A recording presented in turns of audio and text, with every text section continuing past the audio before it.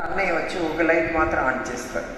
ఒక light on చేస్తే అప్పుడు మొత్తం ఎవరు పక్కన ఉన్నారు అన్నీ మనం చూస్తాం కదా, తెలుస్తుంది కదా. అంటే అప్పటి వరకు ఇక్కడ మబ్బుగా ఉండేది కదా, డార్క్నెస్. అది ఎక్కడ వెళ్ళిపోయింది? ఒక లైట్ ఆన్ చేసిన తర్వాత అది ఎక్కడ వెళ్ళిపోతుంది? బయట వెళ్ళక సాధ్యం లేదు. ఎందుకంటే బయట వచ్చి సన్లైట్ ఉంది, చాలా బాగా బ్యూటిఫుల్గా సన్లైట్ ఉంది, వెలుతురు ఉంది కదా బయట. మళ్ళీ ఇక్కడ ఉండే మబ్బు కానీ డార్క్నెస్ కానీ కత్తులు ఎక్కడ వెళ్ళిపోతుంది? లైట్ ఆన్ చేసిన తర్వాత లేదు కదా, ఎక్కడ పోతుంది? ఈ రూమ్లో ఎక్కడనే వెళ్తుంది అంటే లేదు కదా, అది కూడా క్లోజ్ చేసినాం. వాస్తవంగా ఈ పాయింట్ బాగా అర్థం చేసుకోవాలి. ఏమంటే డార్క్నెస్ అనేది లేదు, మబ్బు అనేది ఇక్కడ లేదు. లైట్ ఆబ్సెంట్ అయితే డార్క్నెస్ ప్రజెంట్ అవుతుంది. లైట్ ఎప్పుడు ఆబ్సెంట్ అవుతుందో, లైట్ లేదంటే డార్క్నెస్ ఆటోమేటిక్గా వస్తుంది. డార్క్నెస్ అనేది ఎవరు క్రియేట్ చేసేకి సాధ్యం లేదు. డార్క్నెస్కి జన్మం ఇచ్చేకి ఎవరికి సాధ్యమే లేదు. ఇక్కడ మాత్రం నాకు కొంచెం కత్తులుగా కావాలా, మబ్బుగా కావాలంటే అయ్యేలేదు. కానీ వెలుతురు లైట్ తీసుకుని రావచ్చు. భలే ఈ జ్యోతి కానీ ఆర్తి కానీ లైట్ తీసుకుని రావచ్చు, కానీ డార్క్నెస్ తీసుకుని వచ్చి సాధ్యమే లేదు. అట్లనే ఆత్మ ఒక లైట్.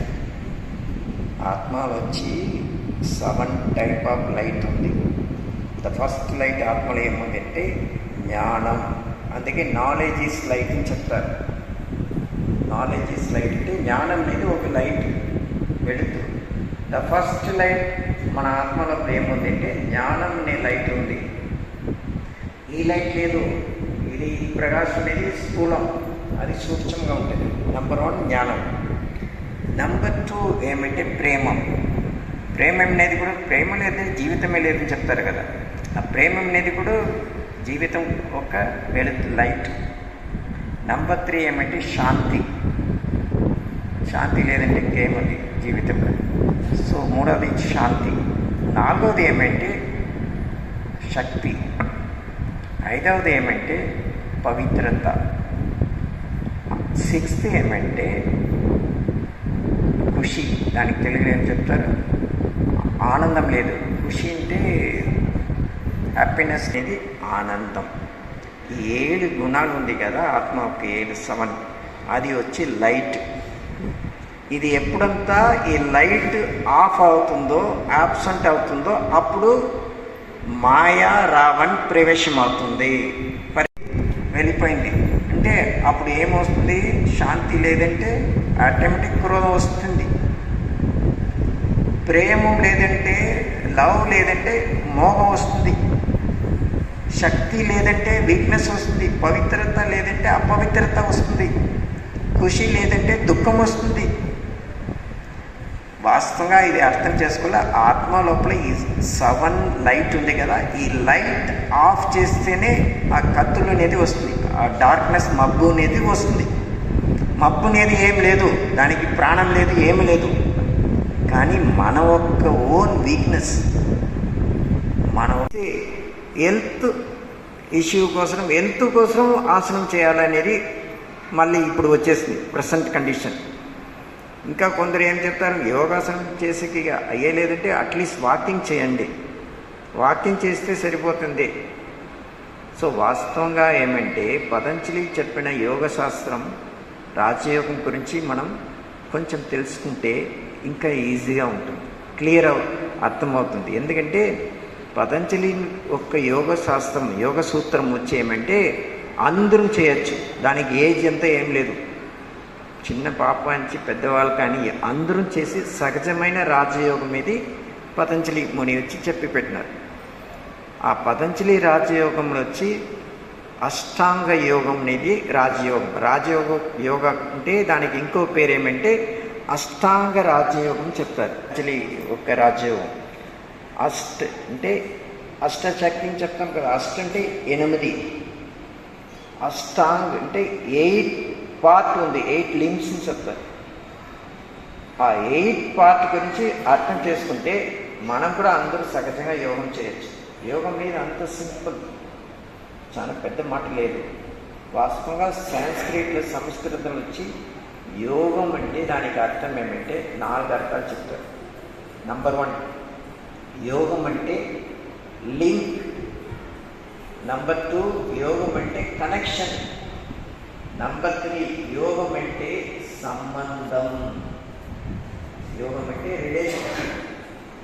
4th, యోగం అంటే యుద్ధం చెప్తారు. యుద్ధం అంటే లీనమయ్యేది.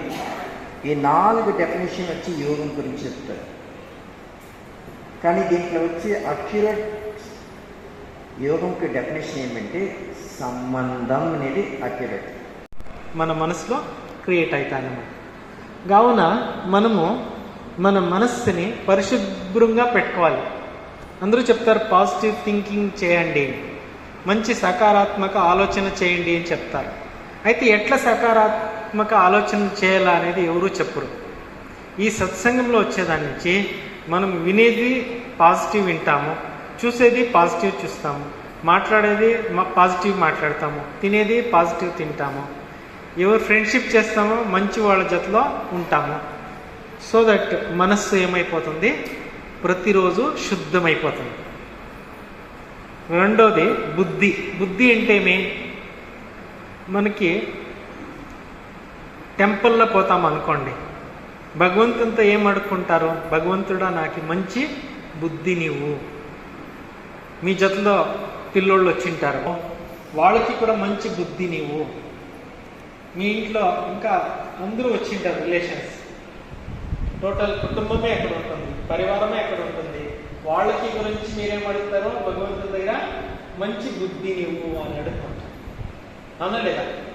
బుద్ధి అంటే సింపుల్ డిసిషన్స్ తీసుకునేది, నిర్ణయించేది, యావది రైటో యావది రాదు, యావది మంచిది యావది చెడ్డది అనేది నిర్ణయించేదే బుద్ధి. నెక్స్ట్ సంస్కారం. సంస్కారం అంటేనే మనం చూసింది, మనం వినింది, మనం చేసింది రికార్డ్ అయిపోతుంది. రాస్తే పేపర్ పైన రికార్డ్ అయిపోతుంది, వీడియో చేస్తున్నారు అన్నయ్య మొబైల్లో రికార్డ్ అయిపోతుంది. అట్లా మనం ఏమేమి చేస్తాం అంతా కూడా ఆత్మలో సంస్కారంలో రికార్డ్ అవుతుంది. ఈ మూడింటిని చేసే చెప్పేది ఆత్మ. అందులో చెప్పండి, నేను ఆత్మ. నేను ఎక్కడిది ఆత్మ? గురుకుటి మధ్యలో. మనం చుక్కు పెడతామండి. ఎందుకు పెడతాము ఎవరికి తెలియదు. చుక్కు ఎందుకు పెడతామంటే ఈ శరీరంలో ఆత్మ ఉంది. ఎక్కడుంది? బ్రెయిన్ సెంటర్ లెఫ్ట్లో, అక్కడ లోపల ఆత్మ ఉంటుంది. ఆత్మ లోపల ఏం చేస్తా ఉంటుంది?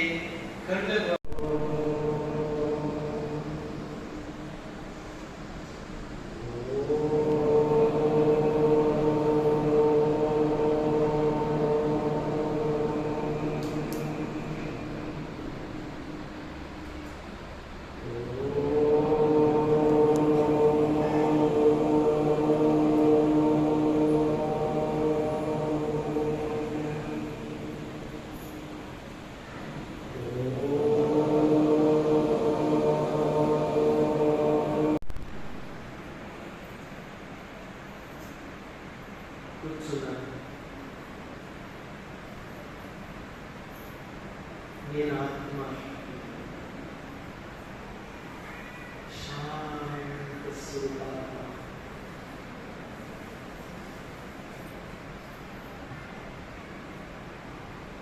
ఈ శరీరం నుంచి వేరే డిటాచ్.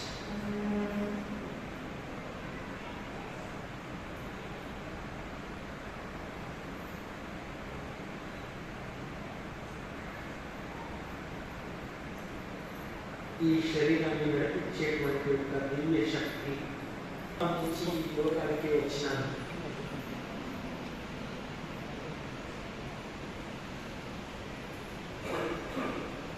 ఈ డ్రామాలో నేను ఆత్మ, నా పాత్రాన్ని నిర్మించినాను. నేను ఇప్పుడు పరంధామానికి పోవాలి.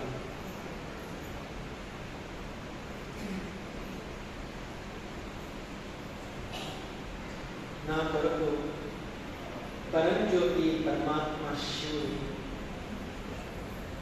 నన్ను ఈ ప్రపంచం ఏం చెప్తాడంటే, మనస్సు అతి సూక్ష్మమైనది.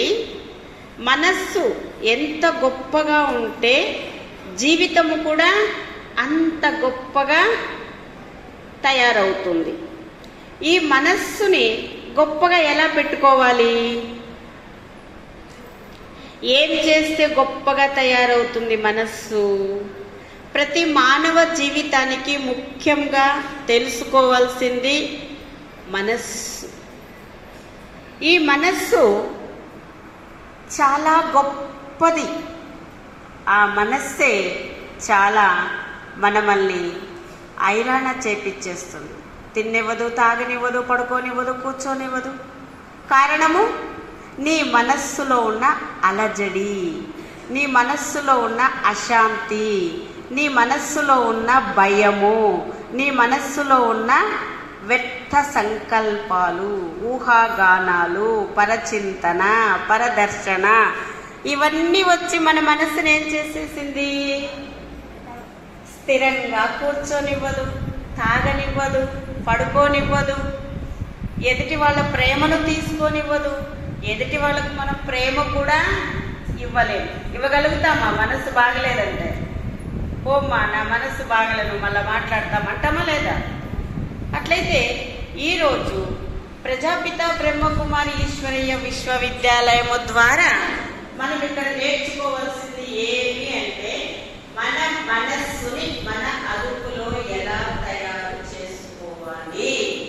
అదే మొదట లెసన్ అన్నమాట. మన మనస్సుకు మంచి శక్తివంతంగా చేసే వాళ్ళు ఎవరు అంటే మనోభిరాముడు. మనస్సుని రంజింప చేసేవాడు, మనస్సుకు శక్తినిచ్చేవాడు, మనస్సులో ఉండే కోరికలు తీర్చేవాడు మనోభిరాముడు, ఆత్మాభిరాముడు. ఆయనే శివ పరమాత్మ. ఆయనే మనకి ఇప్పుడు ఏమైనాడు? తండ్రి. ఏమైనాడు? శివబాబా మనకు తండ్రి అయినాడు. ఆ తండ్రితో యోగం అంటే ఏమి? మనస్సు విప్పి మాట్లాడటమే యోగము. బాబా, మదనమైన బాబా, నువ్వు నన్ను ఎన్నుకున్నావు, నీ సేవకు ఉపయోగించుకుంటున్నావు, చాలా చాలా ధన్యవాదాలు తండ్రి అని మనస్సుతో బాబాతో మాట్లాడటమే యోగం. మనం యోగంలో కూర్చొని మనసు ఎక్కడో ఉండి శరీరం ఇక్కడ ఉంటే లాభం ఉంటుందా? శక్తి వస్తుందా? కలయిక అవుతుందా? అందుకోసం బాబా ఇక్కడ ఏం చెప్తున్నారంటే మీ మనస్సు మీది. మీ మనస్సును ఎప్పుడైనా మీరు కంట్రోల్ చేస్తే అది కంట్రోల్ పెట్టుకోవచ్చు. మీరు కంట్రోల్ చేసుకోలేదంటే అది కంట్రోల్ కాదు. ప్రజాపిత బ్రహ్మకుమారి ఈశ్వరయ్య విశ్వవిద్యాలయంలో మనకు 4 సబ్జెక్టులు ఉన్నాయి. జ్ఞానము, యోగము, ధారణ, సేవ. ఈ జ్ఞానం మనకి ఏం పనికొస్తుందంటే మనస్సును మంచి మార్గంలో నడిపించేందుకు జ్ఞానం అనే చిల్లి నీళ్ళు తాగుతారు. అలా మనస్సు అనే అలజడిని పోగొట్టుకోవాలంటే జ్ఞానం అనే చిల్లి కింద వేయాలి. ఎప్పుడైతే ఆ మనస్సు అనే అలజడిలో జ్ఞానం అనే చిల్లి కింద వేస్తామో ఆ మలినము, ఆ మురికి అంతా ఏమైపోతుంది? దూరం అయిపోతుంది. జ్ఞానం అంటే ఏమి? తెలివి. మన దగ్గర కూడా ఉంది జ్ఞానం. మన జ్ఞానానికి భగవంతుడు చెప్పే జ్ఞానానికి వ్యత్యాసం ఏమి? మన దగ్గర ఉండే జ్ఞానము, దేహము, వస్తువులు, వైభవాలు పెంచుకుంటాం, అది జ్ఞానమే. భగవంతుడు చెప్పేది కూడా జ్ఞానమే. ఆ జ్ఞానం వల్ల ఆధ్యాత్మిక శక్తి, కామ, క్రోధ, లోభ, మోహ, అహంకారాలు, ఈ 5 పైసలు ఏం చేసేవాలి? ఏం చేయాలి? రాఖీ కట్టుకునేటప్పుడు బాబా ఉండిలేకి పూర్తిగా భగవంతుని పైన అంకితం చేసేది, సమర్పితం చేసేది, కూర్చోపెట్టేది. బుద్ధిని మనస్సుని భగవంతుని దగ్గర కూర్చోపెట్టాలి. ఎప్పుడైతే మన మనస్సు బుద్ధి మన ఆధీనంలో ఉంటుందో మనం చేసే పనులంతా శ్రేష్టంగా ఉంటుంది, ఉన్నతంగా ఉంటుంది, పవిత్రంగా ఉంటుంది. మనం చేసే పని, మనం మాట్లాడే మాట, మనం చేసే ఆలోచన మన జీవితాన్ని ఉన్నతంగా మనసు ఎవరితో కాదు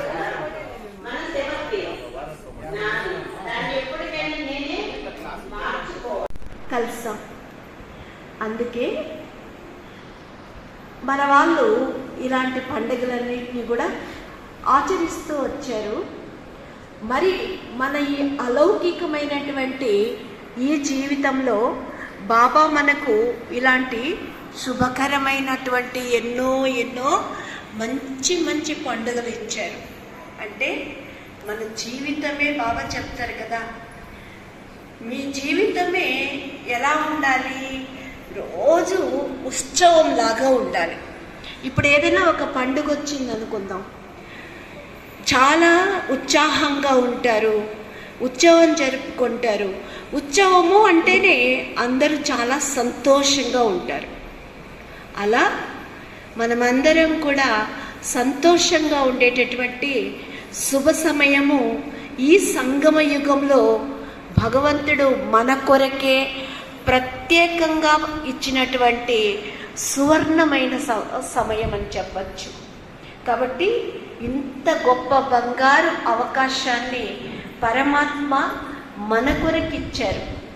అందరం కూడా భగవంతునికి దగ్గర కావడానికి, మరి భగవంతుని యొక్క శక్తిని పొందడానికి, భగవంతుని సహకారం పొందడానికి ఆయన సన్నిధికి మనం అందరం చేరుకున్నాం.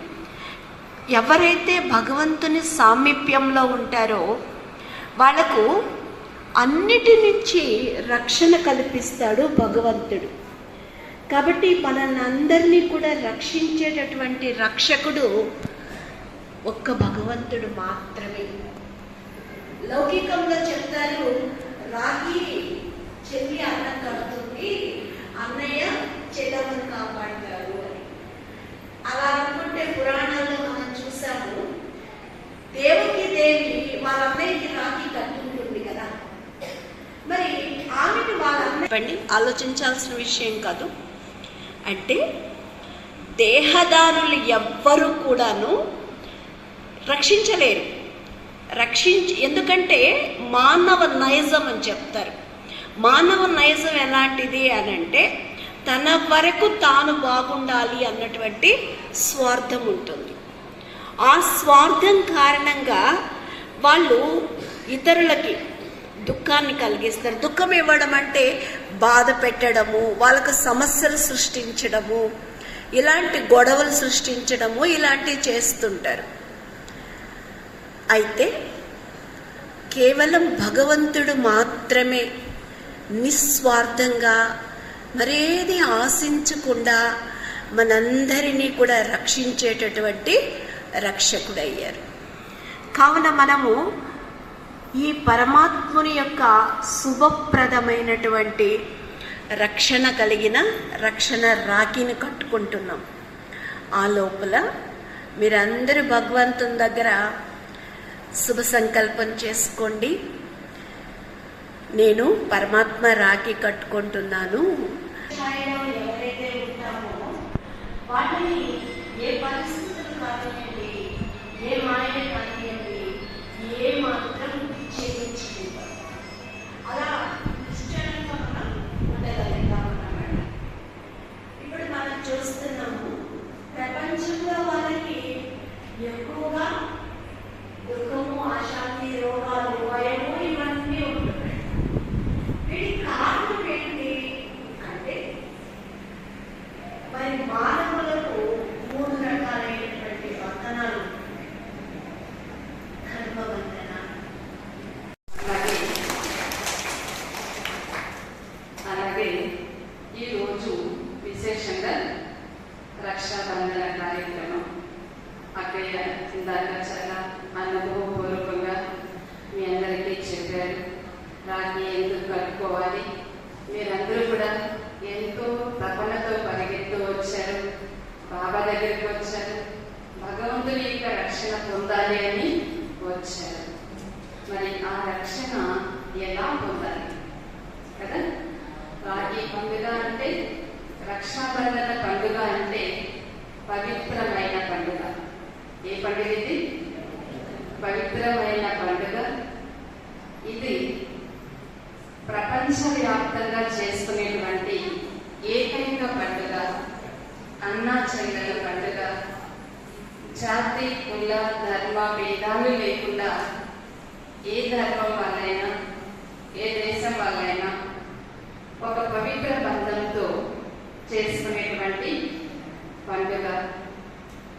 అయితే ఈ యొక్క పండుగ యొక్క మహత్వం ఏమి అంటే, రక్షణ కోరుతూ ఒక స్త్రీ, ఒక చెల్లెలు రక్షణ కోరుతూ తన అన్నయ్యకి కట్టేటువంటి రాఖీ, కంకణం, బంధనం. మరి ఒకప్పుడు అన్న చెల్లెల బంధం, తల్లిదండ్రుల బంధం ఒక ఫ్రెండ్షిప్ అయినా చాలా విలువైన బంధాలుగా ఉండేవి. మరి ఈ రోజుల్లో ఆ బంధాలు ఎలా అయిపోయినాయి అంటే, బంధానికి విలువ లేదు కదా, బంధానికి విలువ లేదు. ఏ అన్నయ్య రక్షణ ఇస్తారో అదే అన్నయ్య ఈరోజు శిక్షించడానికి కూడా సిద్ధపడిపోతున్నారు. ఎందుకు అంటే, కలియుగము అంటేనే ధర్మగ్లాని సమయం. కలియుగం అంటే ధర్మగ్లాని సమయం, మరి వికారాల యొక్క ఉన్నతి సమయం.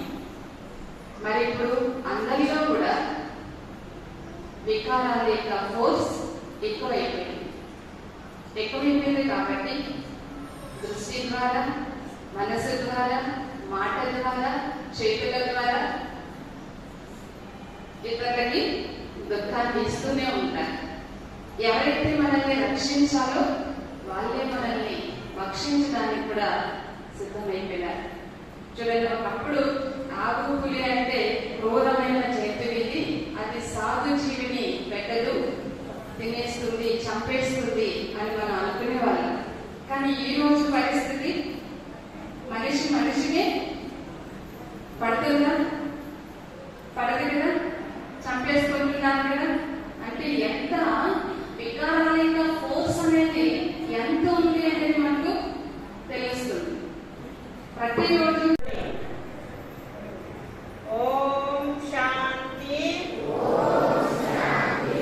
మధురమైన బాబా, ప్రియమైన బాబా, నా బాబా, మీ రక్షణ నాకు చాలా అవసరము.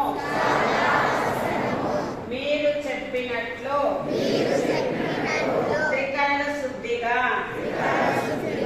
నేను జీవితంలో పాటిస్తాను. బాబా, మనస్సు ద్వారా ఎప్పుడు చెడు సంకల్పము చేయను.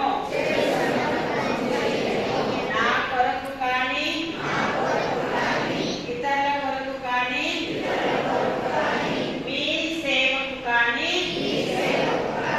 నేను మనస్సులో వ్యర్థ సంకల్పాలు చేయను. బాబా, నోటి ద్వారా చెడు మాటలు, వ్యర్థ మాటలు నేను వినను. ఇతరులు చెప్పింది కూడా వినిపించను. వినిపించుకోకుండా సదా మీ జతలో మీ జ్ఞాన మాటలనే మాట్లాడతాను. మధురమైన బాబా, ప్రియమైన బాబా, నా కర్మ ద్వారా దివ్య గుణాలను ఇతరులకు దానం చేస్తాను. ఇతరులో ఉండే అవగుణాలను చూడను, చెప్పను. బాబా, నేను మరచిన మీరు మరవకుండా మీ యొక్క ఛత్ర ఛాయలో రక్షింపబడే తండ్రి, మధుర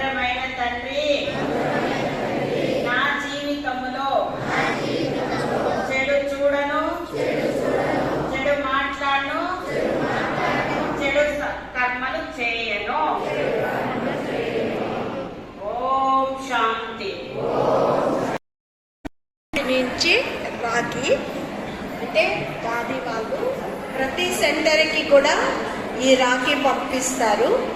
ఈరోజు ఆ బేహద్దైనటువంటి మన మధురమైన మధుబన్ నుంచి వచ్చినటువంటి ఈ రాఖీని ఇక్కడ నిమిత్తంగా ఉన్నటువంటి బాలమురళి అన్నయ్య గారికి జయంతి అక్కయ్య గారు కడతారన్నమాట రాఖీ.